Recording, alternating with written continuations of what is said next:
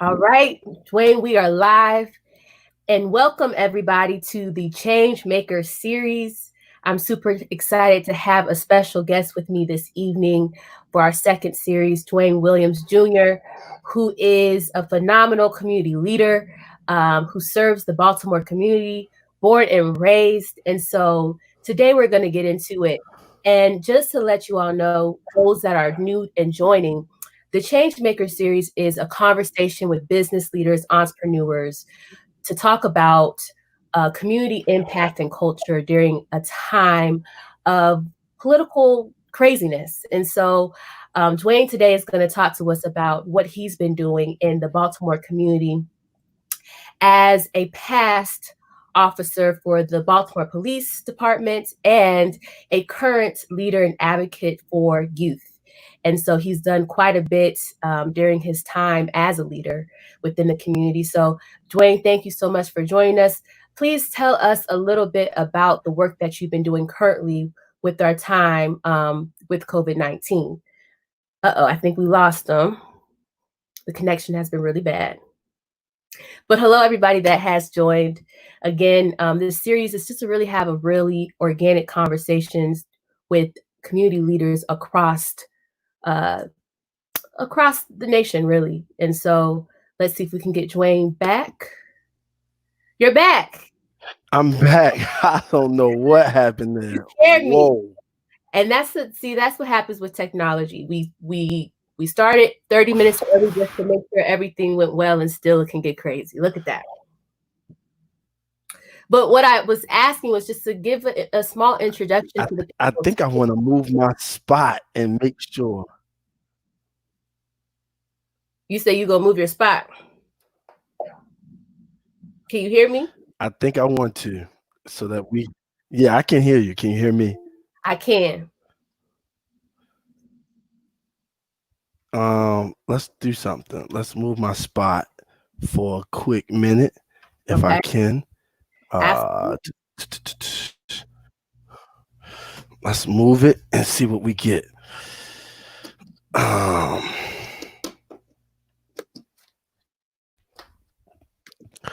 Technical difficulties, everybody. Just stay put for a second.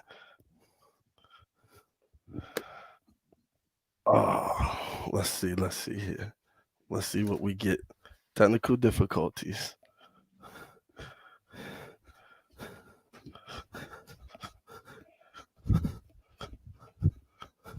He's moving. All right. How do I sound down here? The sound is good. It's sounding good. Am I coming through clear? Yes. So far, yes. Okay. All right. Hold on 1 second. All right.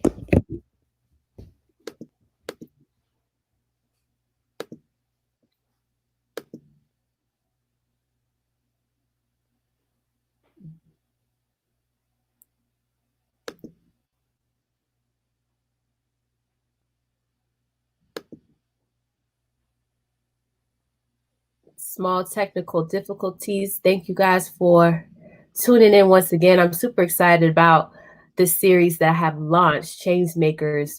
And again, super excited for Duane to be joining us. You all, the technical difficulties have been crazy with Wi-Fi and storms and stuff. So bear with me. All right. I think we're back. How we look? How we sound? This is so much better. Whatever you did, that's perfect. Let's go. They tried us tonight. Look, they tried to get us tonight, but we made it happen. We made it happen. Duane, tell us a little bit about yourself and how you got involved in the Baltimore community and serving and all that good stuff. Oh, man. First of all, I want to say thank you for having me. It's such a pleasure to be on your show tonight. I know that you are doing some amazing things in the community, and will not take that for granted. So I definitely want to applaud you and say thank you so much. Thank you for having me. For sure. So, I mean, for me, man, It's very simple, right? I think that when we all grow up, we have dreams of being whatever it is that we want to be. And even sometimes when you get to the high school level, you find yourself not really knowing what you want to do.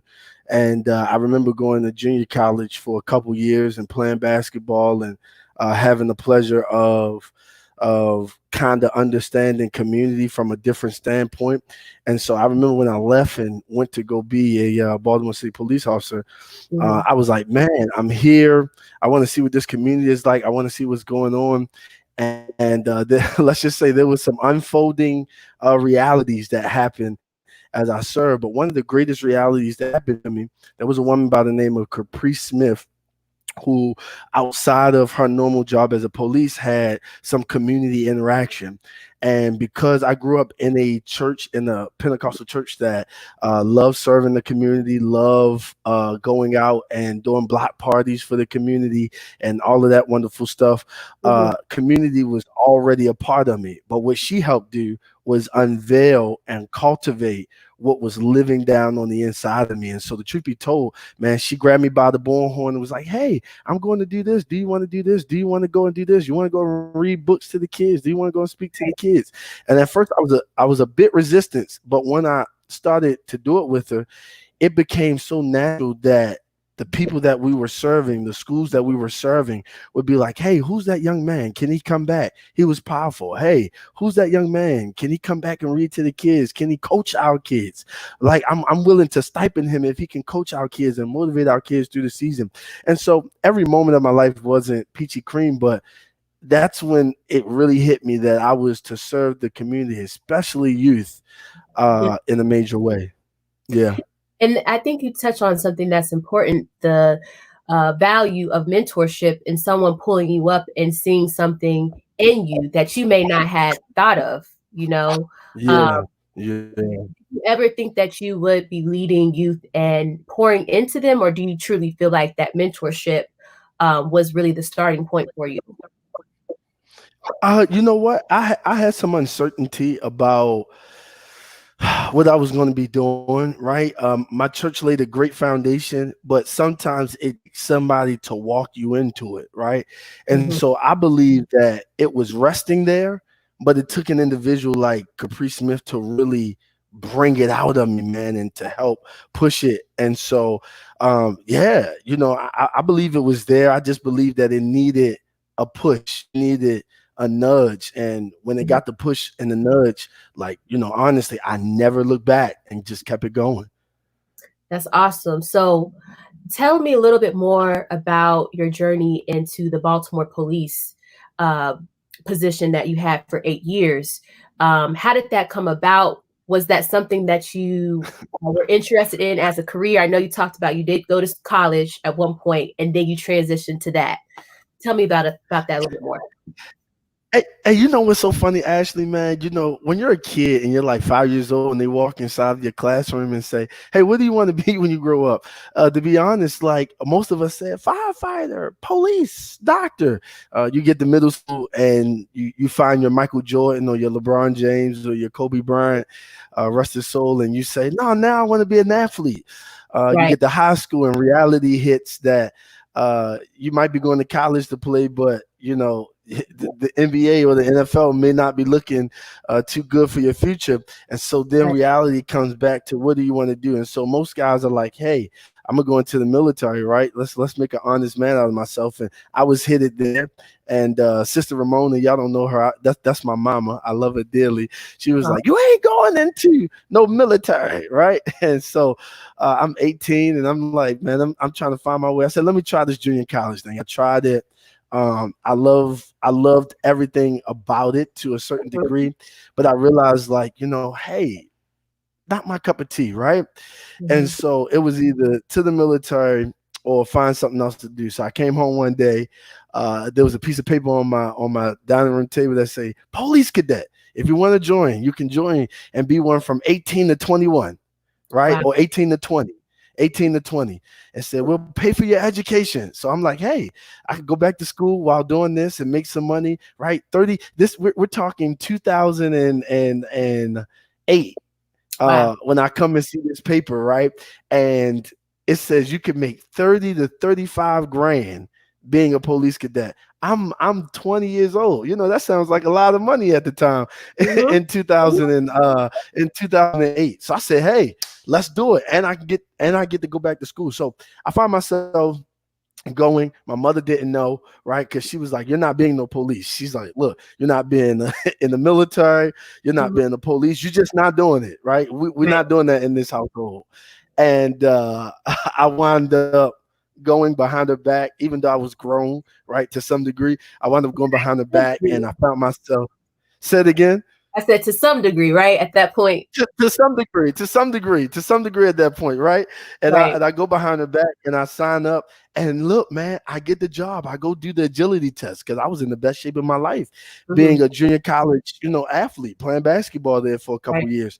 I leave. I'm in the best shape of my life. I get the job. I'm like, okay, time to tell Sister Mona now. And I come home with this big old brown bag full of uniform, khaki pants, and blue shirts that say police cadet on them, and say, "Hey, Ma, I got a job." And she says, "Oh, let me see," and looks at me crazy. And so it started to unfold from there. I did not know how serious the job was going to be.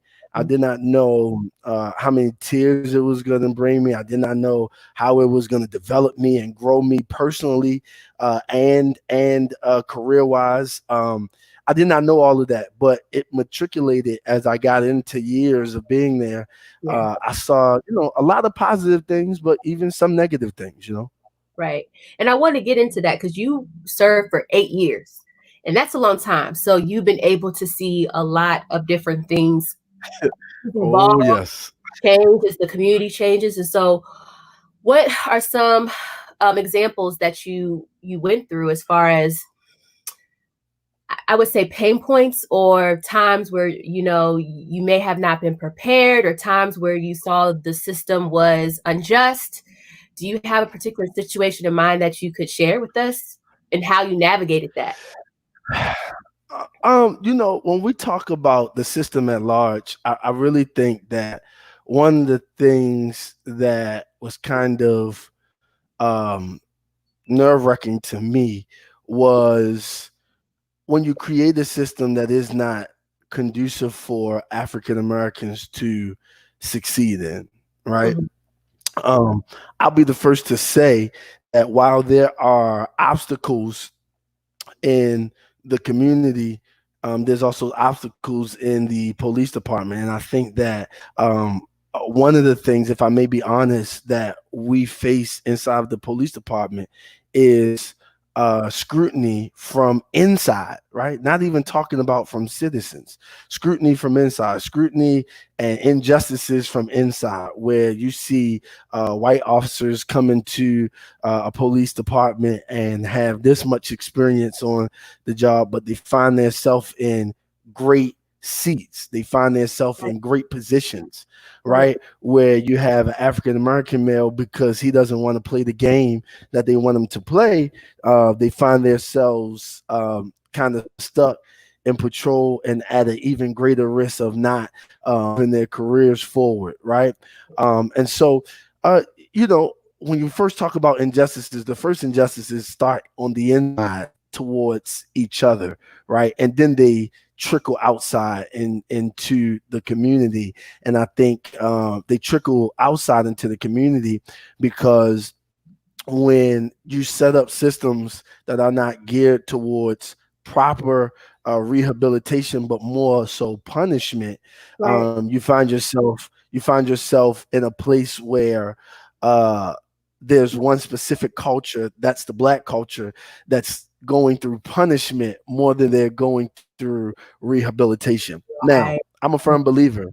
Yeah, I'm a firm believer that there are some moments and some times in our lives where we have to deal with the consequences of our actions, right? Right. That's just point blank period. We Right. can try and run from that. We can try and hide from that, but we can't. And if I decide to cheat on somebody that I love as a male, she has the right to walk away from me and never deal with me again. So I've got to deal with the consequences of my actions.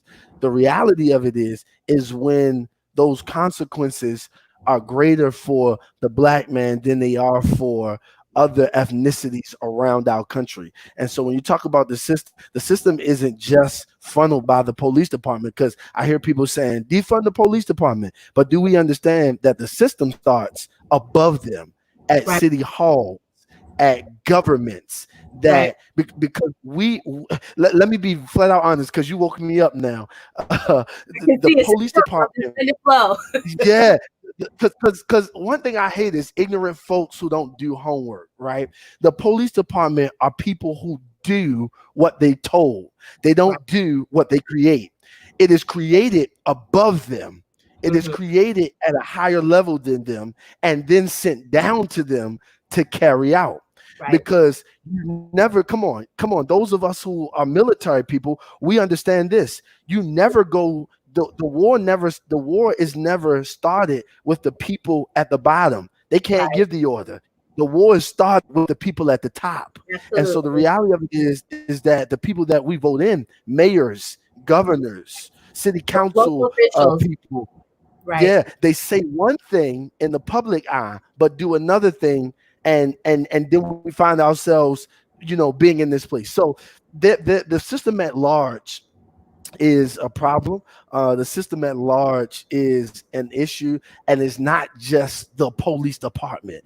Right. I understand that the level of criminal acts from police officers to citizens have been on the uprise over the last few years, and Yeah. it has awakened us, right? And it has awakened us and caused us to look at it. But let's be very clear that the orders start at the top and they Right. work their way down. And I Yeah. think it's so timely that you say that as we transition and progress to election season, a lot of folks are not educated on the power of the vote and what it means to vote for the right folks on a local level. But then, it becomes hard because what you're telling me is they're preaching one thing, but behind the scenes, they're executing something totally different. And so, with that being known, how can we as community leaders, what actions can we take to educate our people on making the right decisions when they vote, and then also to holding those political leaders accountable? Here's the funny part, and I want to start here. So, for a minute, I had a moment where I ran for councilman in my city, in the district that I lived in. I decided to do so because I thought that, I would be a good fit. And can I tell you something? From a 4 to 6 month experience, from the time that I said I was going to run to the time that I knocked doors to the time that I dropped out, right?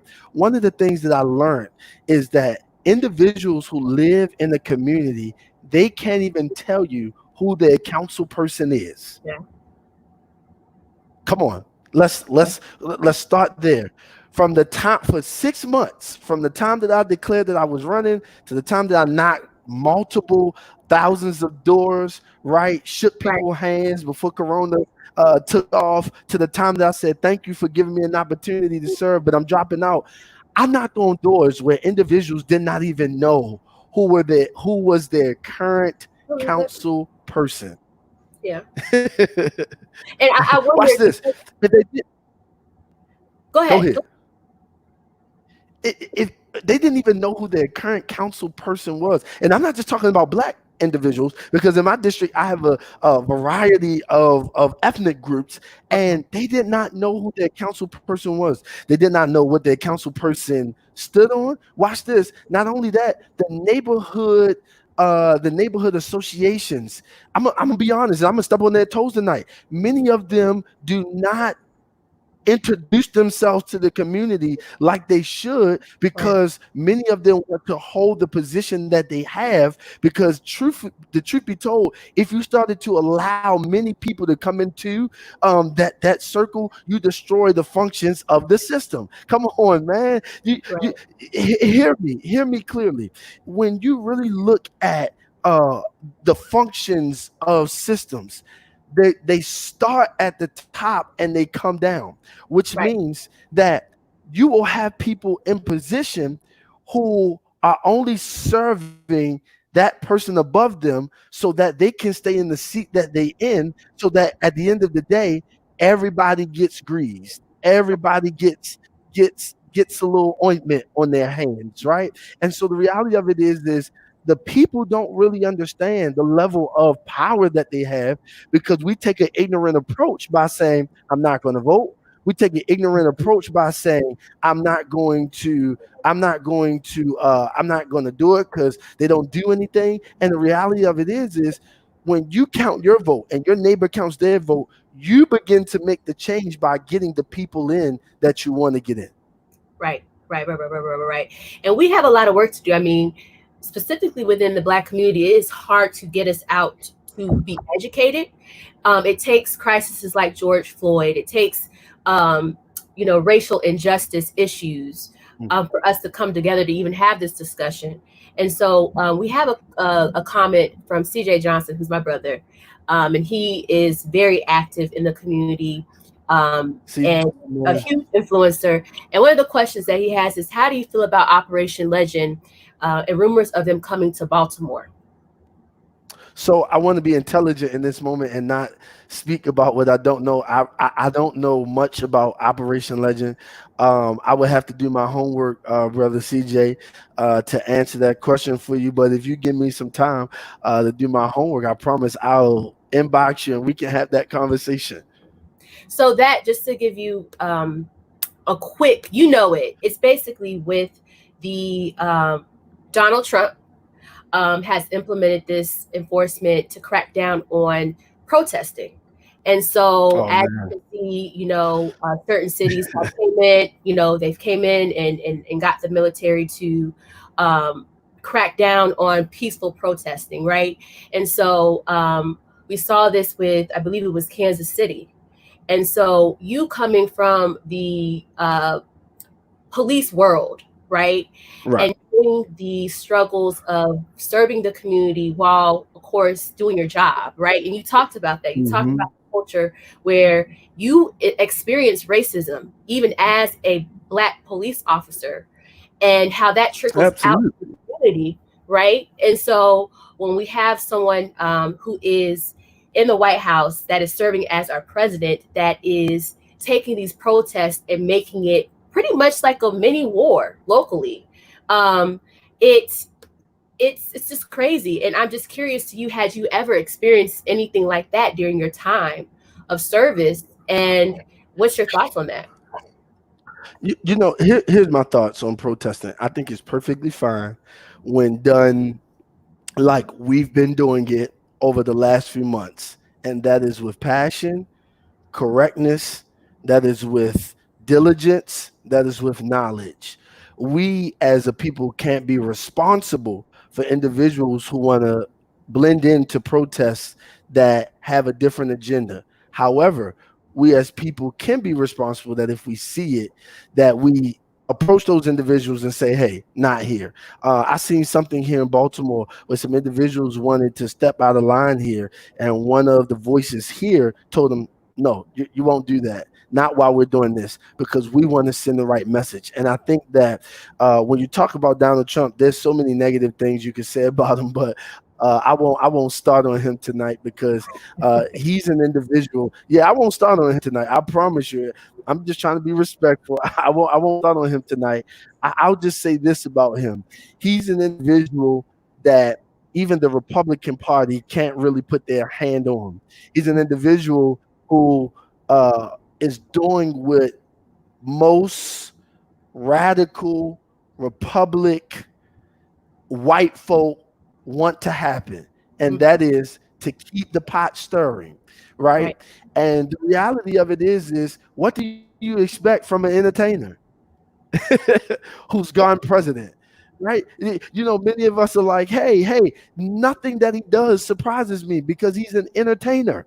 And when an entertainer is in the seat of power, he's going to do exactly what he's been doing. Entertain. Come on. If you watched his shows, the show that he had with Omarosa and he was firing people. Entertainment. So now we give him the key to the White House. And can I be honest? He is an example of a person who came up, got power, and he don't even know what to do with it, right? I can guarantee you he got into the White House and was like, oh, this how you fire the atomic bomb. Oh, this is how you do it. He's an idiot, and he's doing what idiots do. They do idiot things. Well, I think it's a good question that was asked about if, in fact, he brings, troops to Baltimore City. And I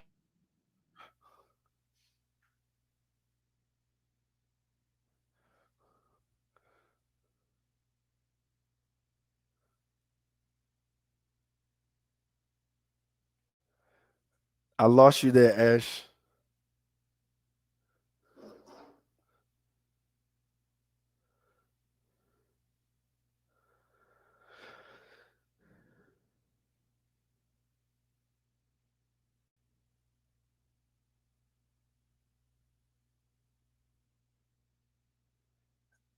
I think I lost you, Ash.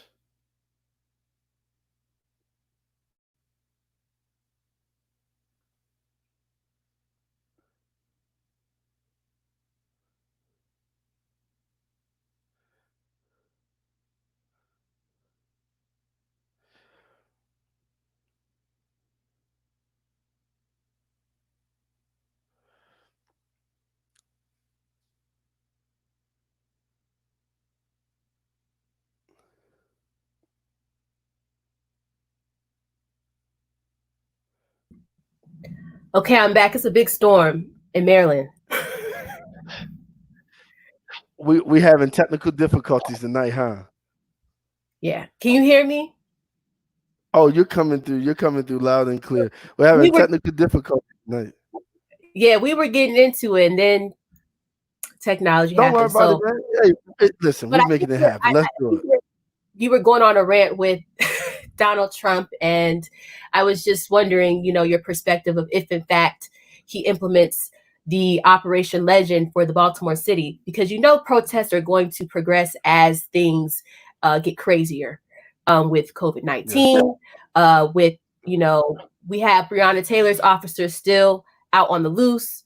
I just feel like this is just the beginning, and I also Mhm. feel like it's going to make a lot of people upset, if that makes sense. If Right. there's going to be No, so, no, no. do I you believe. feel more prepared? So listen, Baltimore is a different place. Um, I believe it's going to make a lot of people upset, and I believe that what he's putting out, he's not ready to get back. My prayer is that we as intelligent individuals who understand the power of the system at large, that we would rise up and lead a positive action towards his negative action. Because one of the things that I don't want to happen is anybody to get hurt off the backs of an idiot. You know what I mean? And so the reality of it is he won't slow down. He won't. I mean, he's just that blatantly stupid. He won't do it.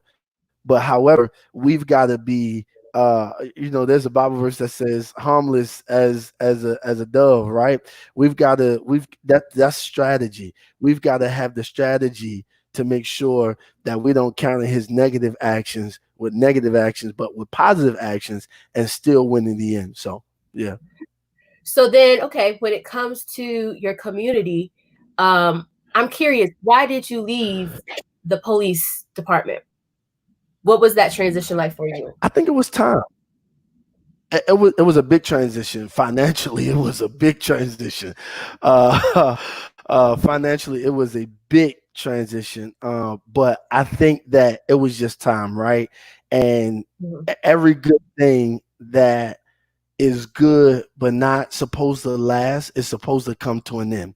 There are some good things that are supposed to last for a long time, right? Forever and ever and ever. But then there are some good things that are supposed to be a learning curve. And can I really be honest?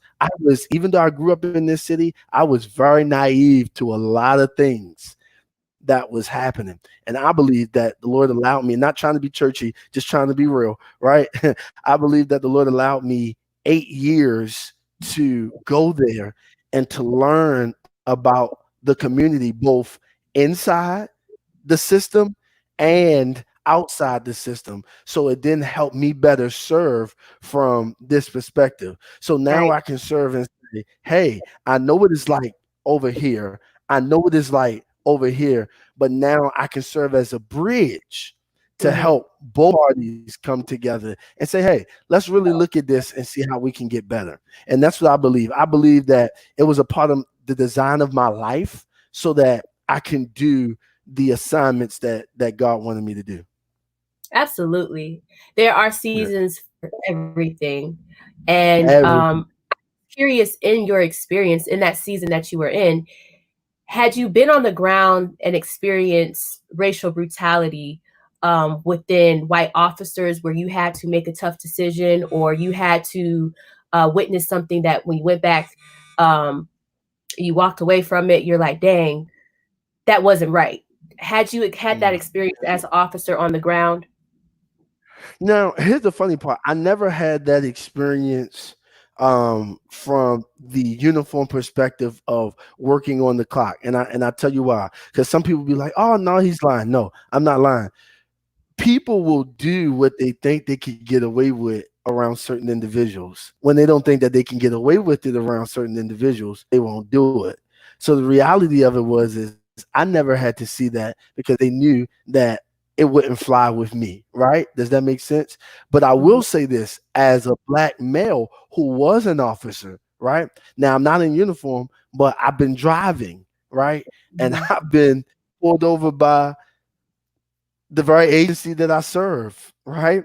I've been pulled over by agencies outside of Baltimore City, and it's so funny because to be pulled over by these agencies, and then to have them come to your car, and because I know how to articulate myself and say certain things, it's very funny when you can articulate yourself to somebody who probably pulled you over in the wrong spirit, that then they Mhm. back off from you because you say, hey, what did you pull me over for? Oh no, here go my license registration. So I'm already in their head because I'm beating them to the punch, right? But then they have no real reason, and then you hit them with the, oh, by the way, I'm a police too. And they Right. like, oh, have a good day. Because the reality of it was an injustice pull car stop in the first place. And so Right. I never had to deal with it from being uniform perspective, but out of uniform and just living in daily life. Yeah, absolutely. I've dealt with it. Yeah. And so, you have a wonderful experience when it comes to, again, you serving as a police officer and then you being a community leader. Um, what are some key takeaways that folks that have tuned in today that they can take action and implement in their community as we approach voter season? And you talked about how most people are not educated on their local officials. And that's just has been a reoccurring theme, even with the previous election. When Donald entered into the White House, we know that people were not educated, nor did they have the desire to vote because they didn't believe that their votes mattered. And then on top of that, as millennials, it is our job now to step up to the plate. With a lot of our political Black figures that have passed and have sowed the seed for us to lead, uh, there is a bigger task at hand. And so, you being a community leader within Baltimore, what actions can folks take, specifically millennials, in order to progress the community and to get uh, the correct actions made to better enhance specifically the Black community? You know what's so funny? I think one of the things that especially millennials can do is get involved in their neighborhood association. I want Can I say that one more time? Get involved in their neighborhood association. Because let me tell you why. It's no point in having great ideas to accomplish something in your neighborhood if you don't know the neighborhood association. And Mhm. I think one of the things that I see here in Baltimore, and I will be a tad bit offensive in my approach to this question, is that I see that we have seasoned individuals who are leading the charge in our neighborhood associations, but we have no young blood represented. Right. And that to me is a problem. Yep. That to me is a major problem. And let me tell you why it's a problem. It's not because millennials do not want to be involved. I think a part of it is they don't want to be involved. I think a part of it is they don't know how to get involved. But another part of it is those who are seasoned who push them out because they want to retain their space. Oh, Yep. they're gonna be mad at me tonight. They Mm-hmm. want to retain their space.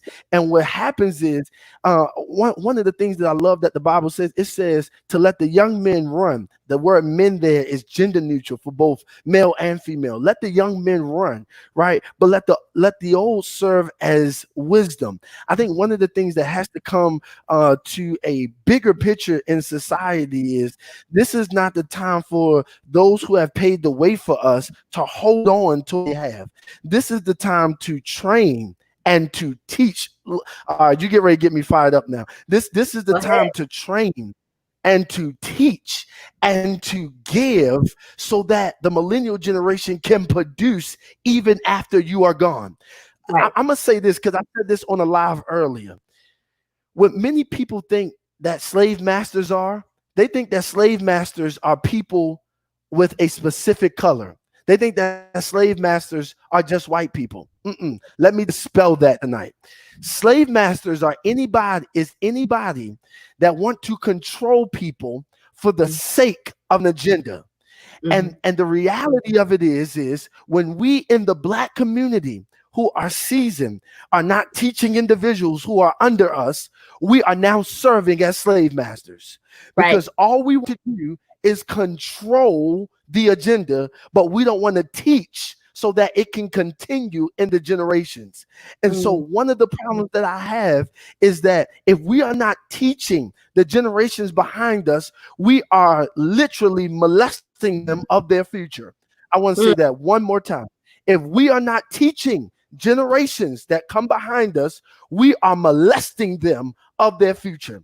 And I told you I wanted to be aggressive in my approach tonight because it is very clear to me that before we can start talking about everything else, we've got to talk about the fact that why aren't we teaching the millennial generation? Yeah, you say they don't want to listen. Yeah, you say they don't want to hear. That's false. That's a portion of us. There's another portion of us who have our hands like this, who are ready to hear, listen, learn, and grab. The problem is you don't want to give because instead of you want to serve as a Pharaoh instead of a Moses.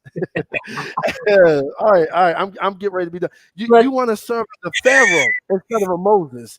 And because you want to serve as a Pharaoh, you can't teach the previous generation because you're trying to kill the next generation that's coming behind you. All right, I'm done. No, I feel it 100%. And you see that a lot, not only in the political space, but even in corporations.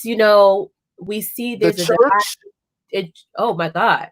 The corporations, the culture, yeah, the political arena. Right. We do not we have a problem with holding people back because not because they aren't ready, because one of the things that I can't stand is when people say people aren't ready. And I'm gonna tell you why. Because if they're under you and they're not ready, that is a problem for you to address, which means you haven't done your job.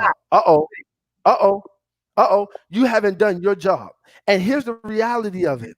Even with kids, as a parent, I'm not a parent, but I've served as a mentor, a coach. One of the things that I can do, I can always prepare the kids for the game, but it's up to them to produce. And the reality of it is even in their producing, they've still got to learn where they failed, where they can move forward, and what works for them. So individuals who say individuals aren't ready, we say that because you haven't done your job at teaching individuals, at enlightening individuals on what they need to do to become better. And so the reality of it is, I want to tell millennials, get involved in your neighborhood associations, because those individuals have direct connections to your councilmen, and then your council people have direct connections to your mayor, which has direct connections to the way that the systems work in your city. And I would charge every millennial tonight that if you watch this now or if you watch this later, to research your district, where you live, where you currently live. If it's your college campus, that's where you live. If your license is there, that's where you live. Wherever the license, whatever the address is on your license, look that district up. Find out who your council person is. Find out when your neighborhood association meets and go to the meetings and let your voice be heard. Be respectful, right? Mhm. But let your voice be heard, because the reality of it is that we can't have people who are serving that are out of touch. We've got to Right. have people who are serving that are in touch. Amen to that. I feel like I'm in church. Don't feel like that. I didn't even want to do that tonight. I didn't want to do that. I Hey, wanted to talk. it's all good because you are spitting some really great facts about, number one, getting involved in your neighborhood association. Also, you're spitting facts about we got to work as a multi-generational community. It can't be divided, Yes. and we can't Yes. allow, the older generation to hold on to power.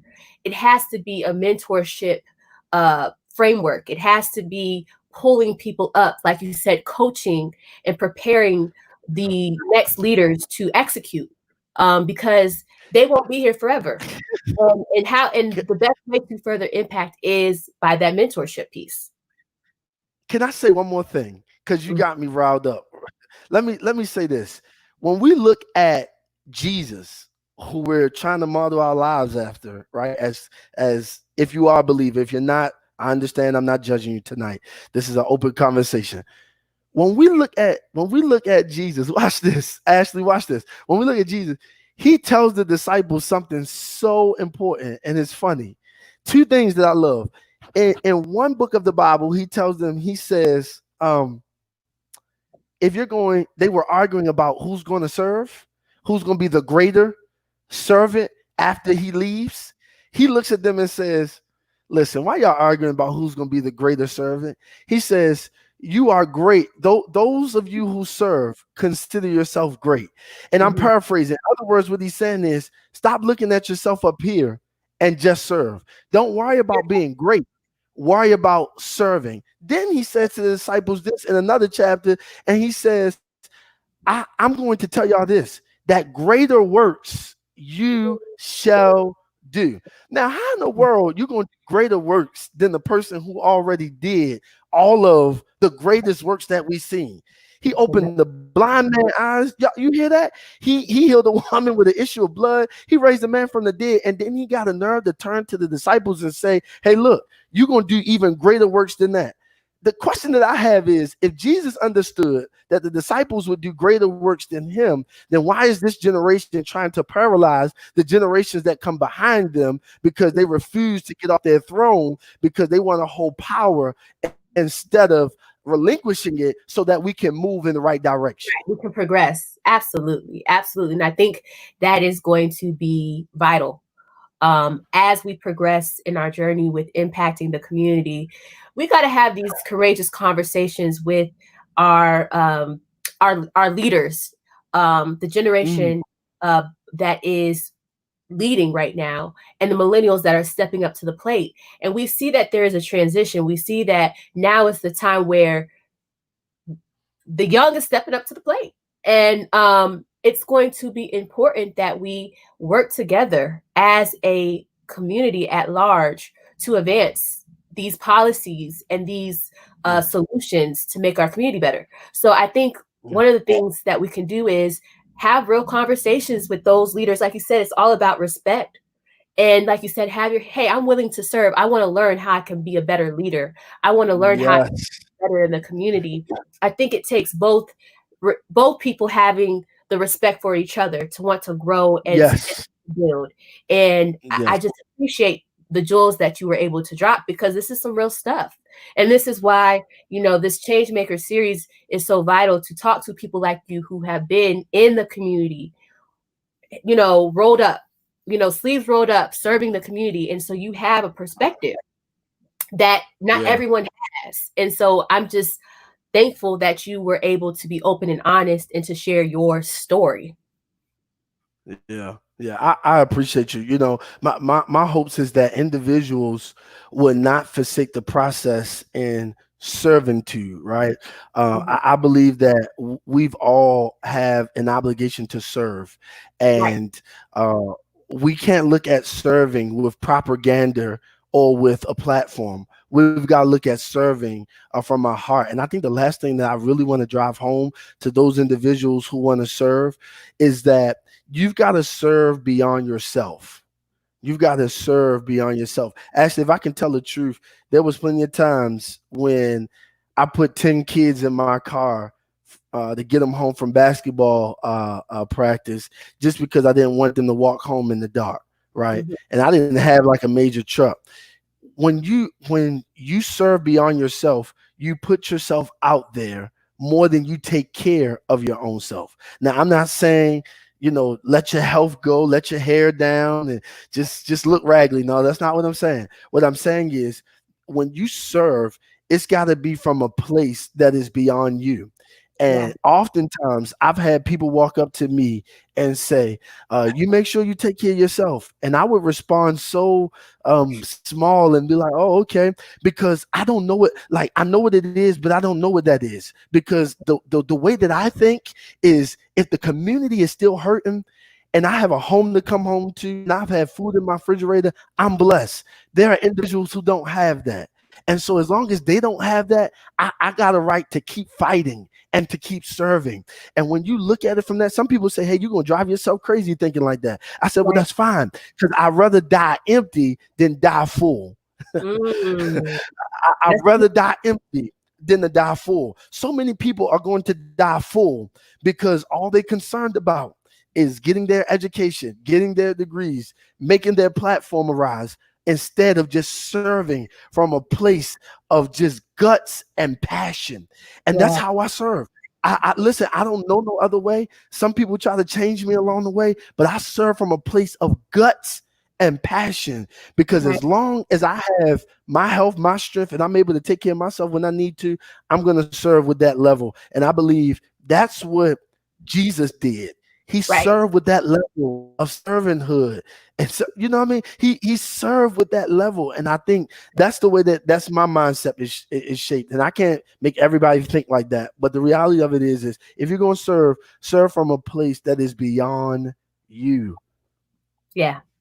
Absolutely. Absolutely. So, look, we went over time, but I mean, people are continuing to stream in because you're speaking a good word, and you're really touching on some things that, is motivating me, especially with the servitude. It's not about us. It's about literally God, and Jesus is the perfect example of sacrificing and serving without self-righteousness. And so, Yeah. uh, I truly can attest to that, because that's how I want to walk, and that's how I want to talk, and that's how I want to provide to the community without thinking about myself, but thinking about others and having that empathy at the top of mind. And so, Duane, tell us, how can we tap into what you're doing? Can we partner with you? How can we stay connected? I mean, you speak all the time, especially with everything virtual.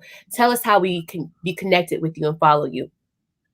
So the first place you can follow me is right here on Facebook at Duane Williams Jr. That's Duane Williams Jr. on Facebook. On Instagram, it's the letter D Williams typed all the way out underscore Jr. That's D Williams underscore Jr. on Instagram. And man, I have a project that I'm gearing up for, looking for some volunteers, looking for some people to donate. There was a pastor, I'm gonna give you this really quickly. There was a pastor in Virginia who I had the pleasure of listening to his seminar one day up in PA, up in Philly.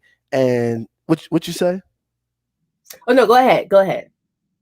Oh, that I had the pleasure of listening to up in Philly, and he gave me this idea from what he did in his town of Virginia, and so I want to bring that here to Baltimore. So for the holidays, probably either for Thanksgiving or for Christmas, there's a project that we're working on to help the homeless.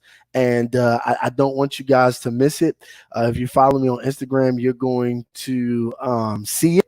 You're going to see it come out shortly, because we want to gear up for that, and we want to be able to do that. And our plan is to really bless anywhere from 20 to 50 homeless people with this project. And the reason why it's so low in number is because the project is kind of big.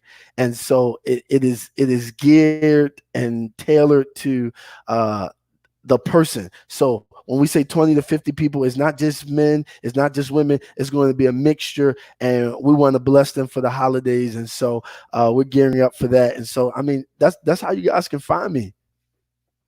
I should have gave the email for those who still live in the the art ages.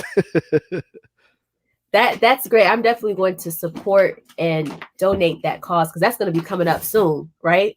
Yes, yes, yes, yes. Holiday. I'm gearing up for it. Yep, I'm gearing up for it, getting some people together. I spearheaded in 2015, 2016, 2017. I spearheaded my organization called the Warriors Inc. We spearheaded giving back to families in 2015, 2016, and 2017 to families for Christmas. And when I tell you, Ash, every year it got better. 2015, we were able to raise $2,000 and bless 3 to 4 families for Christmas. 2016, we came and we were able to raise $5,000, and we were able to help 7 families with the partnership from the Baltimore City FOP, Fire and Pitching Union. They helped us. We were able to bless like 7 to 10 families. 2017, we went off the map. We were able to bless 10 to 15 families for Christmas by personalizing. Not hear me, because oftentimes I don't knock what the Salvation Army and all of those wonderful organizations do, because they do it at a larger level. The reason why I like smaller levels is because you're able to personalize it. We sat down with mothers. We had consultations with mothers, found out what their children like, found out what their children wanted, and we were able to personalize multiple gifts for households of 2 to 4 children. And not only this, we were able to bless mothers with gifts, and they did not even know that they were getting it, because we wanted to be a blessing to the entire family. And so I'm looking to come back. I took a couple years off. I'm looking to come back this 2020 strong, but this time I want to bless some homeless individuals. And so I pray that you guys will pray for me, follow me, and support, you know. Absolutely. Absolutely. And again, we thank you for your continued leadership and serving the community. And thank you for all the wisdom that you have given us this evening. I feel so motivated, I tell you. Don't do that to me, Ash. Oh Lord, no, Ashley, thank you. You are a jewel. I am glad that we are friends and connected. You are a jewel to the earth at large. And Thank you. my Thank prayer for you. you, I'm trying to watch my tone, because but my prayer for you is that the Lord will expand you out of the box, Oh, and that wow. He would do Amen. something. I'm trying to be careful here tonight, because I know we're trying to keep it civilized and not take this thing to another level. But my prayer is that the Lord will expand you out of this box. And I even pray this. I even pray that what He does for you in the next 30 days will show you who He is in your life, and really manifest some stuff to you. All right. That's thank you. I Thank receive you. it. I receive it. Thank you so much. Thank And thank you to everybody that has joined. We've had some great engagement, some good questions. And so I thank you for all my family and friends that always support. I love you all so much. Thank you. Thank you. Thank you. Thank you to Duane's following. I know you guys tapped in. I know you got some loyal followers that support you. And so I want to thank them for joining today as well. So I pray that you all have a good night, and I'm looking forward to the next Change Maker series. Thank you all. Thank you.